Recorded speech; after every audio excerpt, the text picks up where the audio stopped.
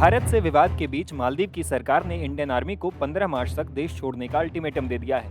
मोहम्मद मुइज़ सरकार के इस फैसले से दोनों देशों के बीच तनाव बढ़ने के आसार जताए जा रहे हैं। अगर ऐसा होता है तो दोनों देशों पर इसका क्या प्रभाव पड़ेगा?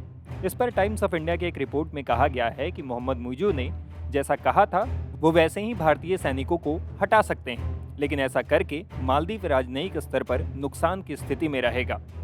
भारत के प्रति विरोध व्यक्त करके वो अमेरिका, फ्रांस जैसे देशों से भी दूर हो सकता है। अमेरिका ने भले ही दूरी बनाई हुई है, लेकिन चीन का अगर हिंद महासागर क्षेत्र में दखल बढ़ा तो ये अमेरिकी सरकार के लिए चिंता का विषय हो सकता है। रिपोर्ट में आगे कहा गया है कि अब भारत को किसी विकल्प के लिए तैयारी शुरू कर देनी चाहिए।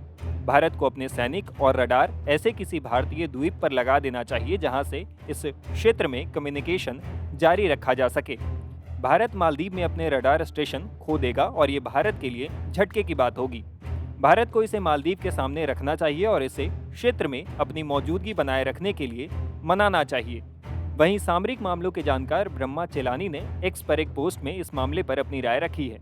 उन्होंने लिखा, हिंद महासागर के देश मालदीव में मुश्किल से 5.5 लाख लोग रहते हैं, लेकिन इसके नए इस्लामिक झुकाव वाले चीन समर्थक राष्ट्रपति बीजिंग की अपनी तीर्थ यात्रा से इतना साहस जुटा पा रहे हैं कि भारत को डेडलाइन दे रहे हैं और भारत को लेकर आक्रामक बयान दे रहे हैं ताकि मालदीव को तोहफे में जो हेलीकॉप्टर दिए गए थे उनके रखरखाव के लिए मौजूद कुछ दर्जन सैनिकों को भारत भेजा जा सके। बता दें कि राष्ट्रपति मुइज़ ने शनिवार को प्रेस कॉन्फ्रेंस कर भारत का नाम लिए बिना कहा, हम छोटे देश हो सकते हैं लेकिन इससे किसी को हमें धमकाने का लाइसेंस नहीं मिल जाता। इसे लेकर अंतर्राष्ट्रीय मामलों के जानकार कमर आगा ने कहा कि भारत किसी को नहीं धमकाता है। मुइज़ ने जो बात कही कि धमकाया नहीं जा सकता, भारत किसी को धमकाता नहीं, भारत की ये नीति ही नहीं है, आज से नहीं हजारों साल से।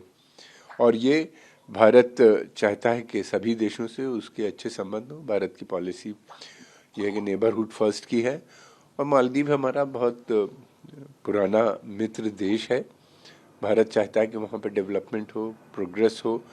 भारत साथ में ये भी नहीं चाहता कि वहाँ पे किसी दूसरी कंट्री का मिलिट्री बेस बने या वहाँ पे इस तरह एंटी इंडिया एक्टिविटी का वो सेंटर बने उस देश में।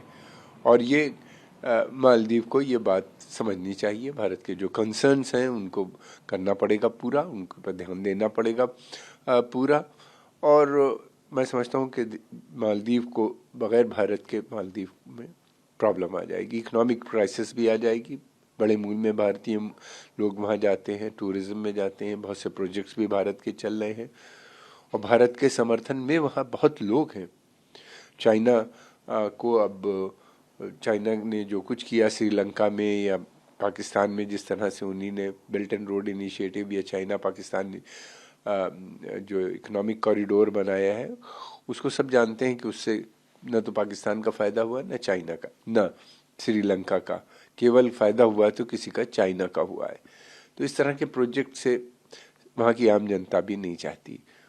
भारत का वहाँ पे बहुत समर्थन है। भारत ने हमेशा खुल के उनकी मदद की है जब उनके यहाँ क्राइसिस आई है। हालांकि इसके बाद दोनों देशों के हाई लेवल कोर ग्रुप की मीटिंग हुई। इसके बाद माना जा रहा है कि दोनों देशों के रिश्तों में थोड़े सुधार हो सकते हैं। और राष्ट्रपति मुइज़ ने जो बात कहा कि छोटे आकार के बावजूद मालदीव को धमकाया नहीं जा सकता, इस तरह के बयान को मैं समझता हूँ कि ये बहुत पॉजिटिव डेवलपमेंट हुआ है।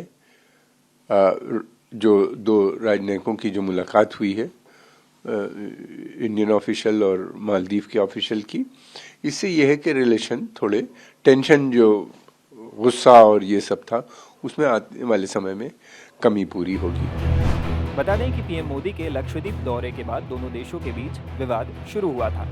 मोदी के दौरे के बाद मुइज़ सरकार के मंत्रियों ने पीएम और भारत के खिलाफ विवादित बयान दिया था। इसके बाद से ही दोनों देशों के रिश्ते तल्ख होने लगे। इसके बाद मालदीव सरकार ने दोनों मंत्रियों को सस्पेंड कर दिया, लेकिन अब मुइज़ सरकार ने इंडियन आर्मी को मालदीव से निकलने के लिए 15 मार्च का अल्टीमेटम दे दिया है। टाइम्स नाउ भारत डिजिटल की रिपोर्ट।